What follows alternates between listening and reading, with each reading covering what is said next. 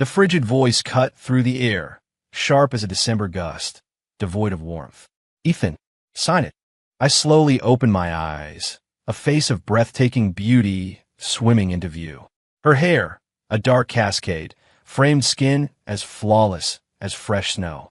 Every feature was sculpted with the precision of a master artist, but her eyes, which should have sparkled with life, held only a distant, icy indifference. Victoria Sterling, my wife, and the undisputed queen of Sterling City's business world. She pushed a document across the table toward me. Divorce agreement. The stark title seemed to burn my eyes. We were in the sterile waiting area of the county clerk's office, the air thick with the scent of disinfectant, exactly as I remembered it. I was truly back 3 years, to the day Victoria and I divorced. In my last life, I'd signed those papers, accepted the pathetic payout, and been cast out of the Sterling estate like a stray dog. I believed it was freedom, a new beginning. I was wrong. After leaving Victoria, I spiraled, scraping by at the bottom of the barrel. And she, my estranged wife, less than a year after our divorce, had her company annihilated by a rival's malicious takeover and cunning schemes. Drowning in debt, she'd met a tragic, untimely end in a staged car accident. It wasn't until after her death, reading through her old diaries, that I understood the truth. Our seemingly absurd marriage wasn't the humiliation I believed. It was her grandfather, a man of incredible foresight, who'd forced us together, using the Sterling family's resources to give a disgraced genius like me a chance to rise again. And she, the woman as cold as ice, had silently agreed. She was just bad with words, poor at expressing herself, keeping her promise to her grandfather in her own way. But I, in my blindness, had seen it as nothing but a mockery, lashing out at her with 3 years of self-destruction and cold indifference. On the day of her funeral, rain poured down as I knelt before her tombstone, weeping until my chest ached, wishing I could join her. A sharp pain shot through my heart, the enduring scar of boundless regret. Ethan, what are you spacing out for now? Victoria's voice held a flicker of impatience. I know these past 3 years have been difficult for you. This settlement should be enough to live comfortably for the rest of your life. Let's just end things amicably. She thought I was still dwelling on the compensation amount. I looked up, my gaze locking on her face. I remembered clearly, in my last life, the news photos after her death showed her gaunt, her face etched with exhaustion and despair. No, this time, I would not let that tragedy repeat itself. I picked up the pen. A flicker of relief, almost imperceptible, crossed Victoria's face. She probably thought this 3-year-long mistake of a marriage was finally reaching its conclusion. But under her watchful gaze, I didn't sign.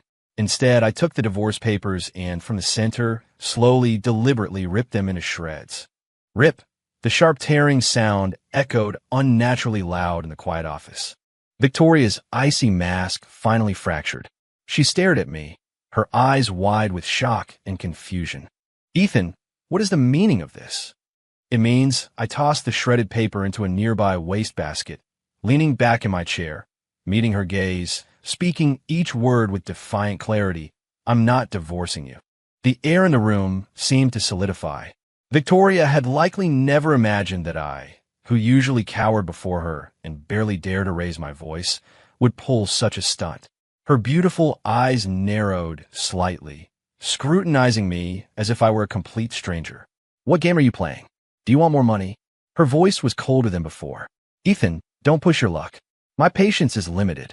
I smiled. The old me would have been terrified by that look, that tone. But now, I knew the lonely, kind heart hidden beneath that icy exterior. Money. I shook my head. I don't want a dime. And, starting today, I'm moving back into the master bedroom. Are you insane? Victoria finally lost her composure, her voice rising several octaves. No, imparfoli sana. I stood up, looking down at her. Perhaps it was the confidence of a second chance, but my presence seemed to subtly overshadow hers. Victoria Sterling, listen carefully. Before, I was wrong about everything. But from today forward, I will be your true husband. I will protect you. I will protect Sterling Industries. And no one, absolutely no one, will ever hurt you again. Without waiting for her stunned reaction, I turned and walked out of the county clerk's office. I knew she must think I'd lost my mind. That was fine. I would prove with my actions that every word I'd spoken was true. Stepping out, the afternoon sun was blinding. I pulled out my old, cracked smartphone. The date on the screen confirmed it. 3 days until the Constellation Project launch. That very project had been the first domino to fall, crushing Victoria's company in my past life.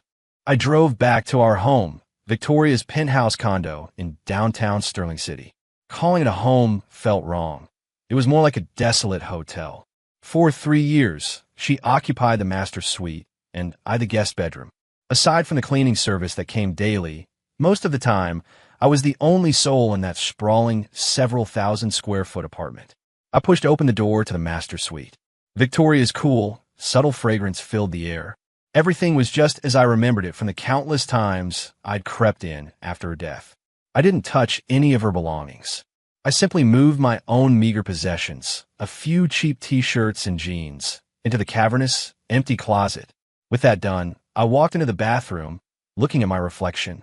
25 years old, an age when I should have been brimming with ambition. Yet, the man in the mirror was sallow-faced, his eyes hollow, hair disheveled. The picture of someone life had drained dry. That was the me of the past 3 years. From today, that man was dead. I showered, changed into clean clothes, and felt a rush of revitalization. Victoria returned in the early evening. Her high heels clicked a rhythmic tap-tap-tap across the marble floors, a percussive announcement of her displeasure. Seeing me unapologetically sprawled on the living room sofa, she paused, then her expression turned frigid again. Who let you in? This is my home. Why wouldn't I be in? I patted the cushion beside me. Seat, we need to talk. She didn't sit, remaining by the entryway, scrutinizing me. Ethan Miller, I don't know what set you off today. If you're trying to gain my sympathy or extort more money with this stunt, I advise you to stop. Tomorrow, I'll have my lawyers draft a new agreement with more generous terms. I told you, I'm not divorcing you. I rose, walking toward her. She was half a head shorter than me. I could clearly see her long lashes and a flicker of fatigue hidden beneath her cool demeanor. My heart softened a fraction. Victoria, I said, my voice softening. I know you don't believe me. That's fine. Give me 3 months. If, after 3 months, you still want a divorce, I won't fight it. 3 months? She scoffed as if I told the world's biggest joke. What makes you think I'll give you another 3 months? This. I walked to the floor-to-ceiling windows overlooking the city, pointing toward the gleaming skyscrapers of the CBD in the distance. 3 days from now, your biggest rival, Victor Albright of Albright Group, is launching his Constellation Project, right? Victoria's pupils contracted slightly. This was highly confidential corporate intelligence. Beyond a few core executives, no outsider should have known. She didn't speak, but her expression said everything. I continued. You're planning to commit half of Sterling Industries' liquid assets to disrupt his Constellation Project, hoping to deliver a fatal blow when he's at his most triumphant. Victoria's face paled completely. This wasn't just corporate espionage. This was her strategic blueprint, a plan not even her most trusted VP knew in its entirety. How do you know this? She stared at me, her eyes like daggers. I not only know this, but I also know it's a trap Albright set specifically for you. My tone was calm, but every word hit Victoria like a hammer blow. The core technology of the Constellation Project has a critical backdoor vulnerability. He deliberately leaked information to draw you in. Once you invest heavily, he'll exploit that vulnerability, siphon off your funds, and trigger a financial collapse for your company. Then, he'll launch a hostile takeover. Sterling Industries will be in grave danger. The living room fell into a deathly silence. Victoria stood frozen, like an ice sculpture.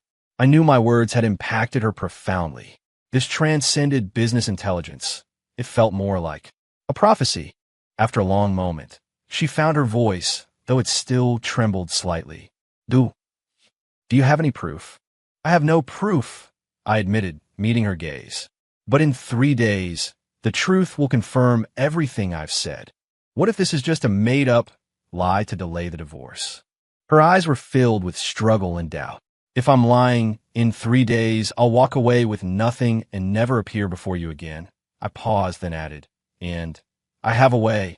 Not only will it reveal the truth to you, but will also make Albright's plan backfire spectacularly. Victoria's breathing quickened noticeably. She stared at me, this husband she'd lived with for 3 years, whom she'd always considered a useless burden. She suddenly realized she'd never truly understood me. The next day, Victoria didn't go to the office. She locked herself in her study, making call after call. I knew she was mobilizing all her resources to verify my claims. I didn't disturb her. Instead, I used my phone to search online. My starting capital was a meager few $1,000s in my bank account, the pittance Victoria had given me after our divorce in the previous timeline. But for me, it was more than enough. I navigated to a remarkably simple web page, an obscure forum for college startups. In a forgotten corner, there was an unread post, conceptualizing a decentralized dynamic encryption algorithm. The poster was Leo Chun, a computer science genius still in his junior year. In my past life, 3 years from now, this same Leo Chun, with this very algorithm, would revolutionize the entire internet security industry, founding Aegis Tech, a multi-billion-dollar empire. And now, his brilliant concept lay dormant, unrecognized. Without hesitation, I used my entire $5,000 to purchase exclusive rights to the algorithm. I also added a clause to the contract. I would own half the intellectual property for all future technologies Leo developed based on this algorithm.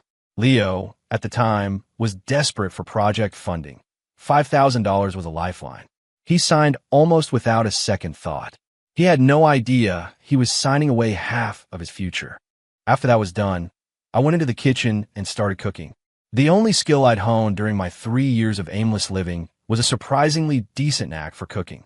When Victoria emerged from her study, looking utterly exhausted, she was greeted by the rich aroma of a home-cooked meal. 4 dishes and a soup, all her favorites. She froze, watching me busy in the kitchen, her expression complex. "Dinner's ready," I said, untying my apron. The meal passed in an unusual silence, but I knew her mind was in turmoil.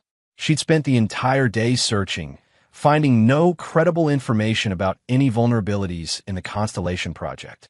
Albright had buried that secret too deep. This made her more suspicious, thinking I was just playing mind games.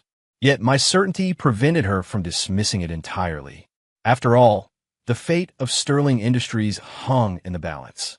This agonizing uncertainty was torture for a woman as accustomed to control as Victoria. "What's your plan?" she finally asked after dinner. "It's simple." I handed her a glass of water. "On the day of the launch, you do nothing. Just watch the show. Watch the show." "Exactly. Albright assumes you'll make a move, so he'll deliberately leave a flaw during the presentation to lure you in. Your job is to stay put when he's at his most confident, believing you've fallen into his trap." I looked at her and smiled. "He's prepared a grand fireworks display for you. Wouldn't it be a shame if you didn't show up?" Victoria didn't smile back. She just stared at me, as if trying to find a flaw in my expression. Unfortunately for her, she found nothing. The me of today, with my sharpened mind and deepened cunning, was far removed from the naive young man of 3 years ago. "Why should I trust you?" she asked the crucial question. "Because I'm your husband." I dropped my smile, looking earnestly into her eyes. "Victoria, I will never harm you. Not ever." My gaze held not a hint of evasion. Sincerity was my only weapon. Victoria met my eyes for a full 30 seconds before finally looking away. "Fine," she said, "just one word. I'll trust you this once." I knew she was taking a gamble, staking the entire future of the Sterling family on me, her useless husband. A warmth spread through my chest. "Victoria, thank you for your trust. This time, I would make you the happiest woman in the world." 3 days flew by. During that time, Sterling City's business world buzzed with speculation. All eyes were on the Albright Group's impending Constellation project launch. At the same time, another rumor spread like wildfire. Victoria Sterling, the CEO of Sterling Industries, was preparing to ambush Victor Albright on launch day. A billion-dollar corporate showdown was imminent. The entire capital market of Sterling City was excited, like sharks smelling blood. Victor Albright, brimming with smug confidence, openly declared in multiple public appearances that he would show certain overconfident individuals what true power looked like. His certain individuals were unmistakably Victoria. Launch day, Sterling Industries' top-floor conference room. The atmosphere was stifling. All the senior executives were present, and a massive screen broadcast the Albright Group's launch event live. Victoria sat at the head of the table, her face inscrutable. Ms. Sterling, are we really doing nothing? Vice President Mike Thompson wrung his hands anxiously. Albright has already revealed the Constellation Project's basic architecture, and just as we predicted, there are 3 clear attack vectors. Our tech team is ready. Just give the order, and we can cripple his system in half an hour. He's right, Ms. Sterling. This is a golden opportunity. If we wait any longer, we'll miss our chance. The conference room erupted with impassioned pleas. Everyone felt Victoria's decision was too unusual, too conservative. It wasn't like the decisive queen they knew. Victoria's fingers tapped lightly on the table, one tap then another. She didn't look at her agitated subordinates. Instead, her gaze drifted to the man casually sipping tea in the corner of the conference room. Me. I raised my teacup to her, offering a slight smile. Easy now. The real show hasn't even started. On the live broadcast, Victor Albright, impeccably dressed in a bespoke suit, stood center stage, radiating arrogance. I know many of you here today, and many friends watching from home, are waiting to see me fail, he said, flashing a provocative smile at the camera. I even know some of you are ready to poke a few holes in my system. He paused, scanned the audience, then dramatically raised his voice. But I'm here to disappoint you. The Constellation Project is impenetrable. As his words ended, the massive screen behind him displayed streams of data, forming a virtual chain of countless stars, an unbreakable firewall. A collective gasp echoed through Sterling Industries' conference room. How is this possible? The head of technology's face was ashen. His underlying architecture was a fake. He deliberately released a decoy to trick us. We're finished. VP Thompson slumped into his chair, looking utterly defeated. He played us. If we had attacked just now, we would have crashed straight into his real firewall. Not only would it have been useless, but it would have exposed all our own attack paths. The entire conference room fell into a deathly silence. Everyone stared at the big screen with a sense of terrified relief. If Ms. Sterling had listened to them, the consequences. Unimaginable. I didn't dare think further. All eyes, as if on cue, shifted from Victoria to me. This man, whom they had always considered the Sterling family's disgrace, the useless son-in-law, now sat calmly, as if everything had unfolded exactly as he predicted. On stage, Victor Albright waited for a long time, but the anticipated attack never came. His smile slowly froze. What was going on? Why was Victoria Sterling silent? This wasn't how the script was supposed to go. His carefully prepared counterattack, designed to ensnare Victoria, was completely useless. It felt like punching a pillow, an utterly frustrating experience. The launch event's atmosphere became incredibly awkward, and I knew the real main event was about to begin. I sent Victoria a text message, just 2 words. Reel it in. Victoria saw the message, and her tense body finally relaxed. She looked at me, her eyes shining with a brilliance I hadn't seen before. She picked up the desk phone and spoke just one sentence. Notify all media contacts we've previously engaged. Tell them the Albright Group's Constellation Project has a massive backdoor vulnerability, and users' private data will be uploaded to an unknown overseas server at midnight. Send them the evidence chain. What? Everyone in the conference room was once again stunned, utterly shell-shocked.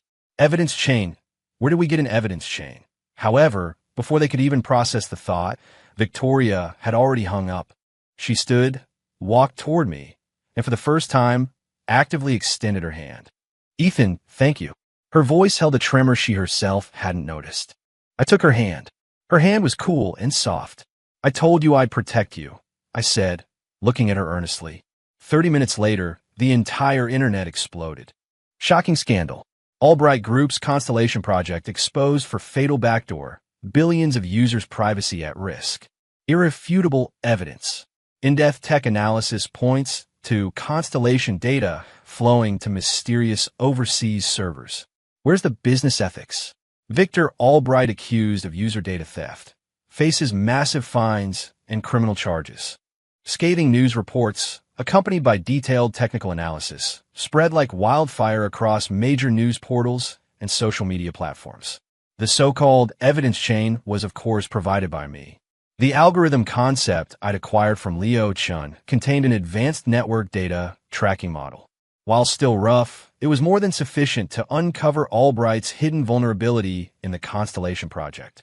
Albright never dreamed that his supposedly foolproof plan would be stripped bare by someone he'd never even noticed, using technology beyond this era. Albright Group's stock price plummeted, hitting circuit breakers within 10 minutes. Countless angry users and investors swarmed the Albright Group headquarters, chanting "Albright out" and "Give us our money back." The launch event itself had already descended into chaos. Albright stared at the overwhelming news on his phone, his face shifting from ashen to livid. "Impossible. This is absolutely impossible," he roared like a madman. Who is doing this to me?" His first thought was Victoria Sterling. But he couldn't fathom how she knew his most critical secret, or where she'd gotten that damned evidence chain. Meanwhile, in Sterling Industries' conference room, there was jubilation. "We won. We actually won. Ms. Sterling, you're brilliant. Albright is finished this time." All the executives cheered, looking at Victoria with expressions of worship and awe. Victoria, however, simply gazed at me. She knew all of this had to do with me. This man, as if overnight, had undergone a complete metamorphosis, becoming someone she didn't recognize at all. Mysterious, powerful, and utterly captivating. After the meeting, I followed Victoria back to her office. "How did you do it?" she asked, closing the door and getting straight to the point. "I told you, it's a secret." I walked to her panoramic window, looking down toward Albright Group's building, where the flashing blue lights of emergency vehicles were already visible. "You just need to know, Victor Albright is done." Stealing user data was a serious felony in any country. Legal consequences awaited him. The Constellation project, which had brought him limitless glory in my past life, now became the noose that sent him to hell. Karma was a bitch, and this time, I was its instrument. "Ethan," Victoria walked up behind me, her voice, for the first time, softened with tenderness. "Regardless, thank you. You saved Sterling Industries, and you saved me. We're married, aren't we?" I turned, looking at her face so close to mine. In the lamplight, her face held less of its usual coolness, replaced by a softer glow. I could smell her subtle perfume. It was lovely. The atmosphere grew somewhat intimate. My heart stirred, and on an impulse, I reached out and gently touched her cheek. Her body stiffened slightly, but she didn't pull away. "Don't work yourself so hard anymore," I whispered. "Whatever happens, you have me." My fingertips felt the delicate warmth of her skin. Her eyelashes trembled gently, just as I thought the ice between us was about to melt. Knock, knock, knock. An ill-timed knock sounded at the door. Victoria seemed to snap out of a trance, abruptly stepping back, creating distance between us. The faint blush on her cheeks vanished, replaced by her usual cool demeanor. "Come in." The door opened, revealing her assistant, looking anxious. "Ms. Sterling, bad news.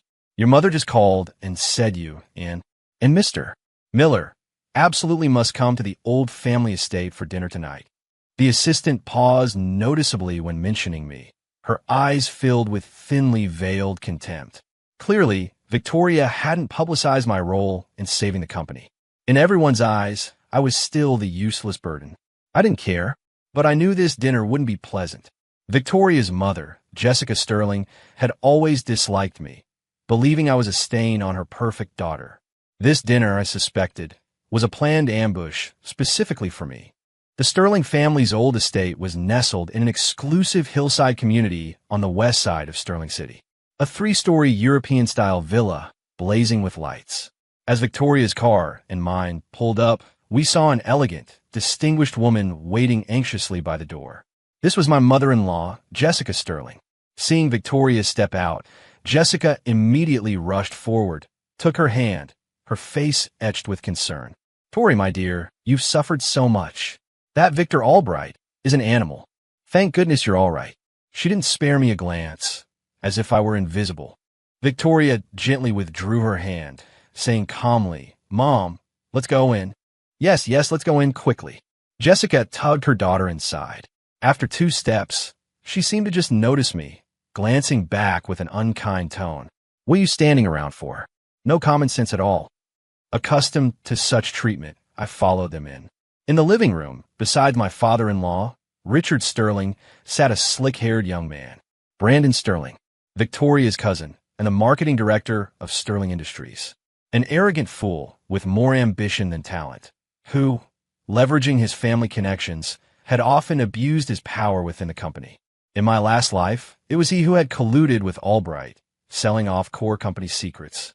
Seeing him, a cold glint flashed in my eyes. Tori, you're back. Brandon immediately rose with exaggerated enthusiasm. When he saw me, his smile instantly contorted into undisguised contempt. Well, if it isn't the Sterling family's great savior, he said, his voice dripping with sarcasm. I hear you were the one who convinced Tori to back off Albright. What, scared? Or did you have some? Secret deal with Albright. At his words, the temperature in the living room plummeted. Jessica Sterling's face instantly darkened. She glared at me, as if she could tear me to shreds with her eyes. Brandon, what are you talking about? Victoria immediately defended me. This has nothing to do with Ethan. It was my decision. Your decision? Brandon laughed loudly. Tori, has this good-for-nothing bewitched you? You passed up such a perfect opportunity, just stood by, and let Albright bask in all the glory. If he hadn't messed up himself, by sheer luck, it would be Sterling Industries crying right now. His twisted version of events surprisingly earned Jessica's agreement. Brandon's right. Jessica pointed an accusing finger at me. Ethan, you jinx. I never agreed to you marrying into our family. Look at you, for 3 years. What have you done besides mooching off her? Now you're interfering with company decisions. Are you trying to destroy our whole family? Mom, Victoria cried, trembling with anger. You be quiet. Jessica completely ignored her daughter's protests. I'm telling you now, you will divorce him immediately. The Sterling family cannot afford this embarrassment. Richard Sterling, who had been silent, frowned and finally spoke. Ethan, Tori's mother might be harsh, but she means well. You and Tori, you just aren't a good fit. The entire family, united, launched into a verbal assault against me. This familiar scene was eerily similar to my past life. Except then, I would only hang my head, meekly enduring it all. But now, I smiled. I gently touched Victoria's arm, signaling her to calm down. Then I walked up to Brandon, looking him directly in the eye. You said I had a deal with Albright? I asked softly. Weren't you? Brandon puffed out his chest, looking self-righteous. Otherwise, how would you just happen to convince Tori to back off? Oh, my smile became more playful. Then how did you happen to know that Albright's plan had 3 obvious attack vectors? Brandon's face instantly changed. I heard it from the tech department, of course. His eyes darted nervously. Really? I pressed on. To my knowledge, those 3 so-called vectors were Albright's smokescreen. The real threat wasn't there at all. Even VP Thompson was misled.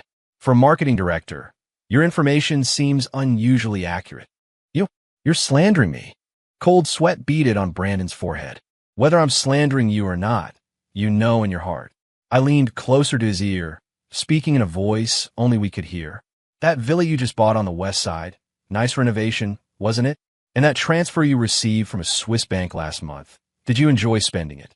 Brandon's body gave a violent tremor, as if struck by lightning, his face turning ashen. He stared at me, his eyes wide with fear and disbelief. How could I know these things? I ignored him, turning instead to Jessica Sterling, speaking calmly. Mom, I know you've always looked down on me, but Victoria is my wife, and I won't let her suffer any slight. As for Sterling family matters, from today on, I will also be involved. Anyone who dares to plot behind our backs or harm the company's interests, I don't care who they are, will face severe consequences. My gaze subtly flickered toward Brandon, who was now utterly distraught. The entire living room was silent. Jessica and Richard Sterling were stunned by my aggressive words. They had never seen this side of Ethan. confident, forceful, even dominant. You've lost your mind. Jessica finally reacted, pointing at me, speechless with rage. Let's eat, I said, not looking at her. I took Victoria's hand and walked straight to the dining room. I am hungry. Victoria let me lead her, her head down, her expression hidden. Only I could feel her palm, slick with sweat, and the slight blush on her ears. The ambush dinner ultimately ended on a sour note. Brandon, throughout the meal, acted like a cowering quail, huddled in a corner, not daring to utter a single word. Jessica, though still glowering at me, was visibly less aggressive. On the drive home, the atmosphere in the car was subtly charged. How did you know about Brandon? Victoria finally broke the silence, asking. A magician never reveals his tricks, I replied vaguely. The topic of my rebirth was too outlandish. She wouldn't believe it. Better to maintain some mystery. Victoria didn't press further. She just stared out the window at the rapidly receding nightscape, lost in thought. Back at the condo, I naturally walked into the master bedroom. Victoria followed, standing at the doorway, hesitating. What's wrong? I turned to her. You. She bit her lip. Are you sleeping here tonight? Of course, I said, as if it were the most natural thing in the world. We're married. What kind of marriage has separate bedrooms? But we're not divorced. I cut her off, walking up to her, my gaze intense. Victoria Sterling, I told you, give me 3 months. In those 3 months, I'll show you a new Ethan. An Ethan who is worthy of you. We were so close I could smell the fresh scent of her hair. Her face flushed again. This queen, who commanded respect from everyone else, always revealed a hint of childlike bashfulness around me. Utterly adorable. She eventually said nothing, turning and walking into the bathroom. Listening to the sound of running water, my thoughts drifted, but I knew it wasn't time yet. The ice around her had to melt slowly. Patience was key. I pulled out a blanket from the closet and made a makeshift bed on the floor. When Victoria emerged, wrapped in a towel, drying her wet hair, she froze at the sight. You, sleeping on the floor? Of course, I patted the blanket beneath me. Until you fully accept me, I won't touch you. That's my respect for you. Victoria looked at me, a complex array of emotions flashing in her eyes. Surprise, gratitude, and a hint of disappointment she herself might not have recognized. The floor's cold, she murmured, then slipped under the covers, turning her back to me. I smiled, then turned off the light. In the darkness, only the soft, steady sound of our breathing remained. Quiet calm, yet it sent ripples one after another across the lake of my heart. That night, I slept deeply, peacefully. It was the most restful sleep I'd had in 3 years, because I knew the woman I loved was right beside me. Early the next morning, I was woken by the ringtone of my old smartphone. It was Leo Chun. I answered the call, and a young, excited voice filled my ear. Is this Mr. Miller? It's Leo Chun. My spirits lifted. The fish had bitten. It is. Mr. Miller, you're a genius. Leo's voice was filled with adoration. I used your method to modify the algorithm model, and last night, I actually tracked Albright Group's secret data stream. How did you know? Which hacker god are you? That's not important. I cut short his effusive praise. What's important is that our algorithm has value, right? More than value. It's a world-changing invention. Leo exclaimed excitedly. Mr. Miller, I've decided I'm dropping out of college and joining you. Welcome aboard. I smiled. A future tech billionaire now under my wing. I hung up, feeling great. I turned to see Victoria, who had apparently woken up at some point, lying on her side, silently watching me. Whose call was that? She asked. A friend. I rose from my makeshift bed, stretching. Wife, what do you want for breakfast? I'll make it. The term wife made a blush creep up Victoria's cheeks again. She turned her head away, murmuring, anything is fine. Seeing her adorable, contradictory reaction, I couldn't help but chuckle. The Ice Queen was beginning to thaw. The following days were incredibly fulfilling. Using a secondary credit card Victoria had given me, I rented a small office downtown and registered a tech company called Aegis Tech. The company had only 2 employees, Leo Chun and me. I provided the direction, offering concepts and ideas light years ahead of our time. Leo Chun was responsible for turning my visions into reality. He was a bona fide tech fanatic. In the world of code, he was king. With my guidance, he was unstoppable, optimizing the decentralized dynamic encryption algorithm through several versions in just half a month. We gave it the codename Guardian 1. Meanwhile, Victoria, having resolved the Albright crisis, saw Sterling Industries gradually stabilize and flourish. She became even busier than before. But no matter how late, she always came home. We still slept separately, one on the bed, one on the floor. But our conversations grew significantly. She would discuss company challenges with me, and I would offer advice with my advanced perspective. Each time, my suggestions would spark a breakthrough for her. The way she looked at me shifted from initial skepticism to reliance, even admiration. She started getting used to coming home to a table full of hot food. She started getting used to saying good night to me before bed. She started getting used to my presence in her home. One evening, she came home after a work dinner, having had quite a bit to drink, her fair cheeks flushed with a captivating crimson. I helped her, and she leaned into my embrace. Ethan, she murmured my name, resting her head on my chest. I'm so tired. Her voice held a hint of vulnerability and weariness, a side of her she rarely showed. My heart instantly melted. I scooped her into my arms. She gasped, instinctively wrapping her arms around my neck. I gently laid her on the bed, took off her high heels, and covered her with a blanket. Sleep. I'm here, I said softly, sitting on the edge of the bed. She looked at me, her hazy eyes shimmering. Ethan, she suddenly grabbed my hand. Can you not sleep on the floor tonight? I froze. The bed's big. Her voice was a mere whisper, her face crimson. My throat felt dry. Was this an invitation? I looked at her, and she looked back at me. Our eyes met, and the air seemed to crackle with electricity. Just as I was about to obey, her phone rang, an ill-timed interruption. Victoria instantly sobered up a bit. She struggled to sit up and picked up her phone. Seeing the caller ID, her brows furrowed. It was Brandon. She answered, putting on speaker. Torai, help me. Please help me. Brandon's panic cries filled the room. What happened? I gambled in Atlantic City, and I lost $50 million. They won't let me leave. They said if I don't pay up, they'll chop off my hands. $50 million! Victoria's face instantly hardened. Are you insane? The company strictly forbids executives from gambling. Did you just ignore me? Cease. I messed up. I swear I won't do it again. Please save me. I don't want to die. Brandon's voice was filled with despair. Victoria trembled with anger, but ultimately, her compassion won out. Send me the address, she said coldly. She hung up, her drunkenness completely gone. I need to go, she said, throwing off the covers and preparing to get out of bed. I stopped her. I'm coming with you. Atlantic City, a dazzling casino. In a VIP room, smoke swirled. Brandon Sterling was pinned to the floor by two burly men in black suits, his face bruised and swollen, looking utterly pathetic.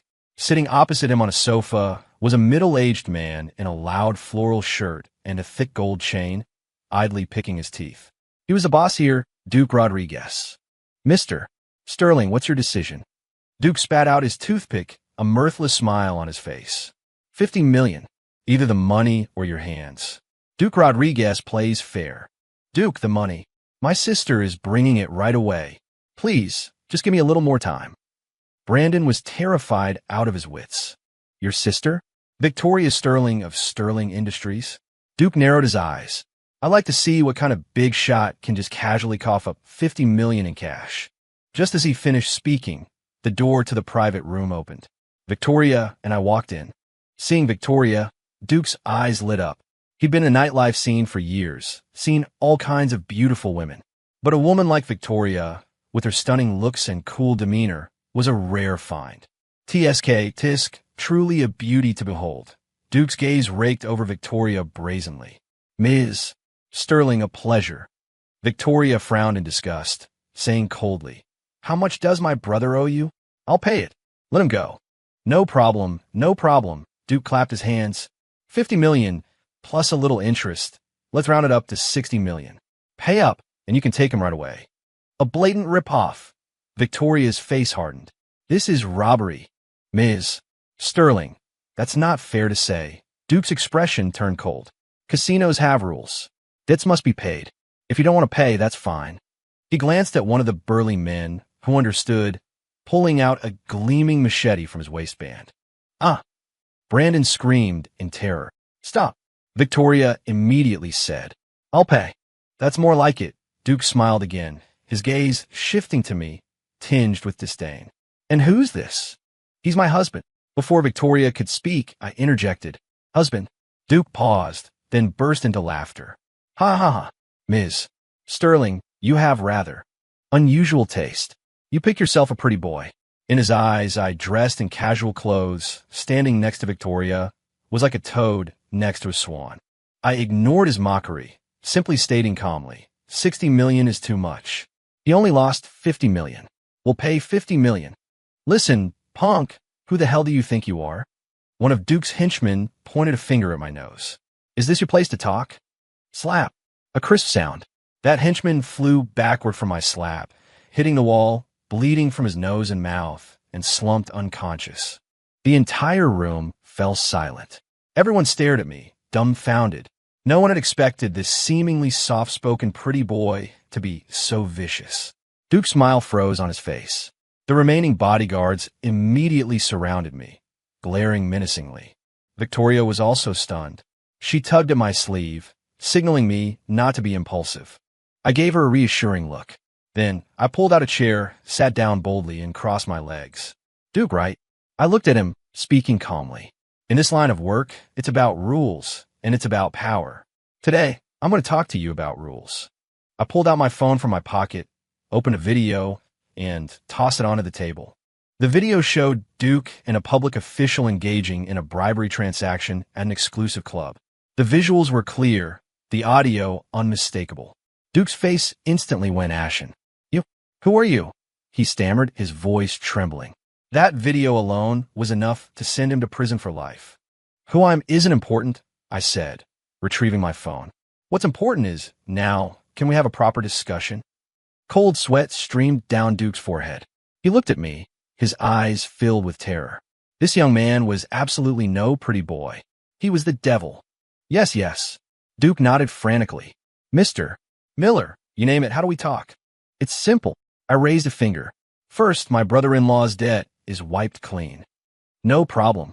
Second, I raised another finger. You will pay 50 million as compensation for my brother-in-law's emotional distress. What? Duke was dumbfounded. Not only cancel the gambling debt, but make him pay 50 million? Unwilling. I raised an eyebrow, picking up my phone again. Willing. I am willing. Duke almost collapsed to his knees. Mr. Miller, I'll pay. I'll pay immediately. Good. I stood up, taking Victoria's hand. Remember, from now on, you stay away from anyone from the Sterling family. Otherwise, you'll face the consequences. With that, I led Victoria out of the room, not sparing Brandon a single glance. Behind us, Duke's voice, filled with the utmost respect, followed. Farewell, Mr. Miller. Farewell, Ms. Sterling. Stepping out of the casino, the Atlantic City night air carried a salty, damp scent. Victoria remained silent. She looked at my profile, her eyes filled with shock and bewilderment. If my previous confrontation with Albright showcased uncanny business acumen, then today I had demonstrated absolute power that commanded respect from both sides of the law. Where did that video come from? How was I so skilled? How many more secrets did this man hide? What? What did you do before? She finally couldn't resist asking. I told you. I'm a genius. I winked at her. A genius who was buried for 3 years. In my past life, despite my despair, to avenge Victoria, I'd self-taught martial arts, operated in gray areas, witnessed the dark underbelly of human nature, and amassed many clandestine connections and methods. That video that brought down Duke Rodriguez was obtained by leveraging my past life connections. You deal with certain people with certain methods. To deal with a bully, you have to be even more of a bully. What about Brandon? She asked, a hint of worry in her voice. Let him fend for himself. My tone was devoid of emotion. A hopeless lost cause like him wasn't worth pity. In my last life, his betrayal had accelerated Sterling Industries' downfall. This time, not directly ending him was already generous. Victoria fell silent. She knew I was right, but Brandon was still her relative. Don't worry, I said, sensing her reluctance. Duke won't hurt him too badly. At most, he'll just get a taste of suffering. Some people just don't learn without a hard lesson. We returned to the hotel. After all that commotion, Victoria's drunkenness had completely vanished. She sat on the sofa, looking at me, her eyes complex. Ethan, she said softly, thank you. Thank you again? I walked over to her, knelt down, and met her gaze. I'm your husband. Doing anything for you is what I should do. But, no buts. I interrupted her, taking her hand. Victoria, do you know? 3 years ago, when we got married, arranged by your grandfather, I was actually very happy. Victoria looked stunned. At that time, I had just gone through bankruptcy, abandoned by everyone. It was you. It was the Sterling family who gave me a place to stay. I should have been grateful, pulled myself together, and given you a future worthy of you. But I was blinded by failure, wallowed in self-pity, and took all my resentment out on you. I looked into her eyes, speaking sincerely. I'm sorry, Victoria. For 3 years of hardship I put you through. Victoria's eyes reddened. She hadn't expected me to say this. For 3 years, she had silently endured all my coldness and contempt. She thought I hated her, hated the Sterling family. She never imagined that this was what was truly in my heart. It's all in the past. She shook her head, a tear tracing a path down her cheek.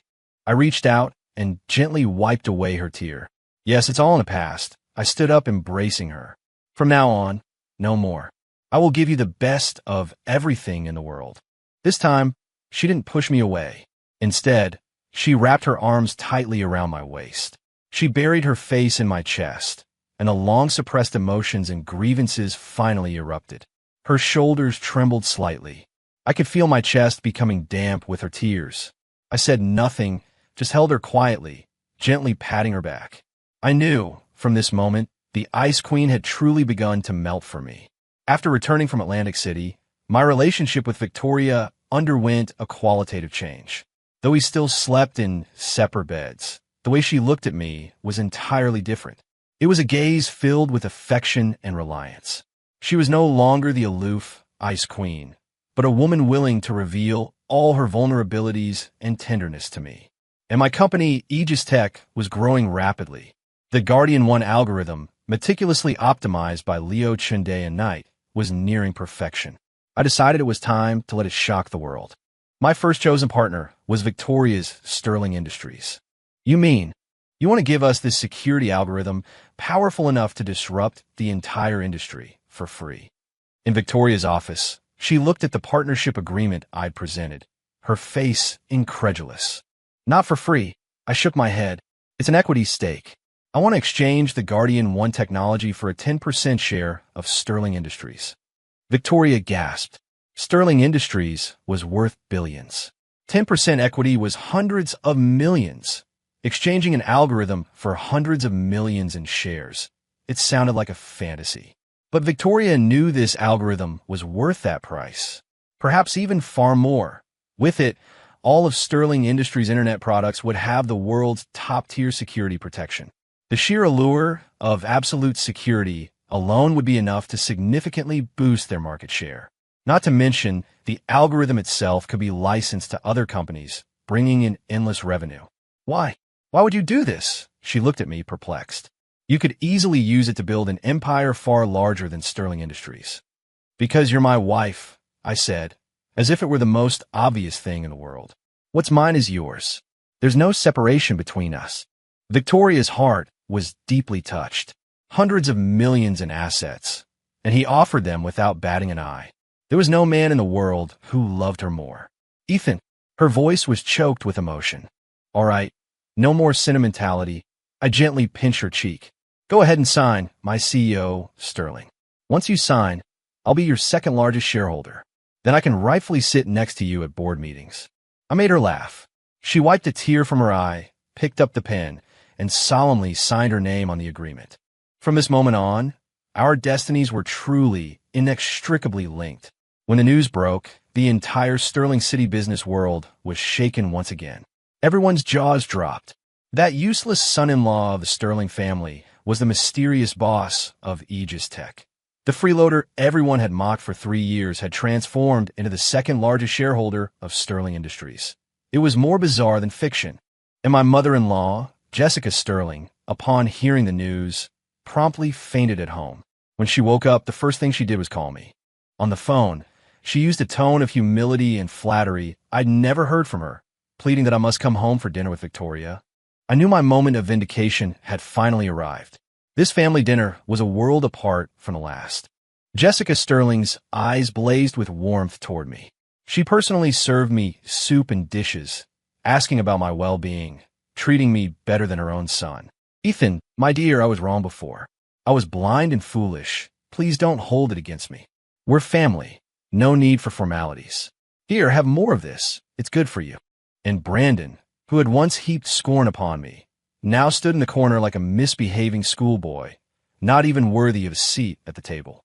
Victoria had already fired him from the company.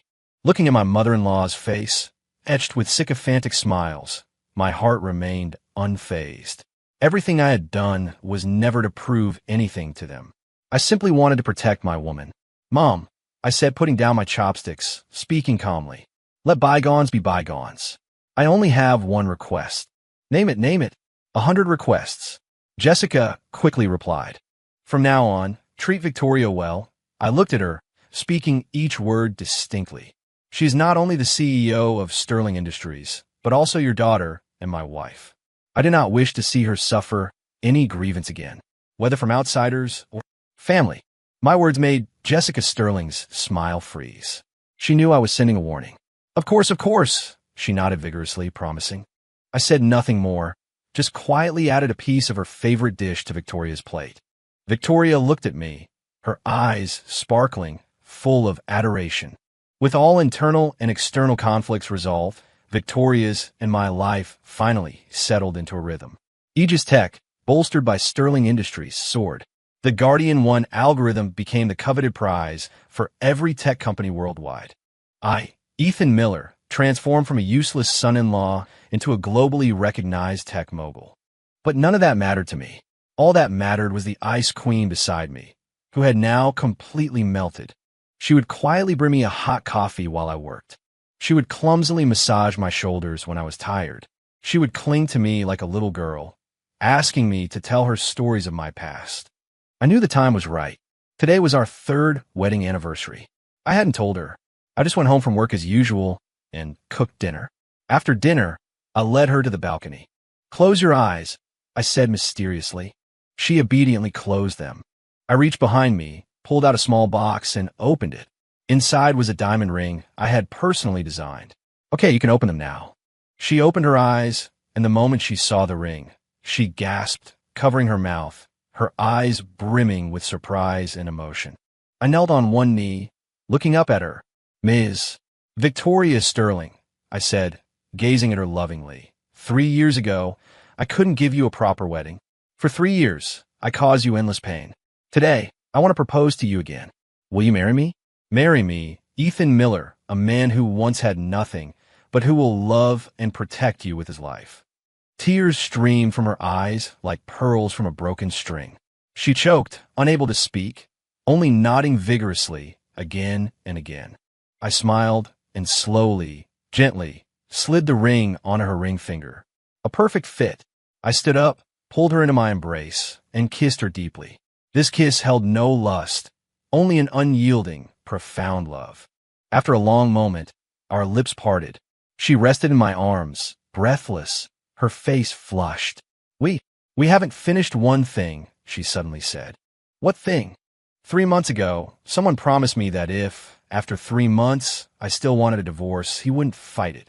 She looked at me, a mischievous twinkle in her eye.